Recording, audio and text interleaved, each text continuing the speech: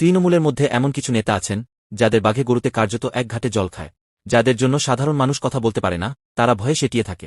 বিভিন্ন সময় তেমনটাই অভিযোগ করে বিরোধীরা, যার মধ্যে বিরোধীদের তালিকায় রয়েছে জাহাঙ্গীর থেকে শুরু করে শওকত মোল্লাদের মতো নেতাদের নাম।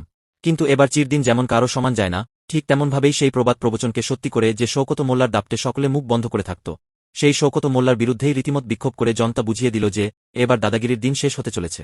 কি ঘটনা ঘটেছে জানা গিয়েছে, এদিন ভাঙড়ে সাধারণ মানুষের বিক্ষোভের মুখে পড়েছেন ক্যানিং পূর্বের তৃণমূল বিধায়ক শওকত মোল্লা। কিন্তু হঠাৎ কেন তাকে বিক্ষোভের মুখে পড়তে হল?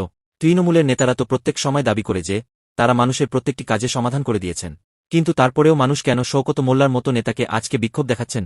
জানা গিয়েছে, আবাস যোজনার বাড়ি না পাওয়ার কারণেই এই বিক্ষোভের মুখে পড়তে হয়েছে শওকত মোল্লার মতো দাপুটে তৃণমূল বিধায়ককে।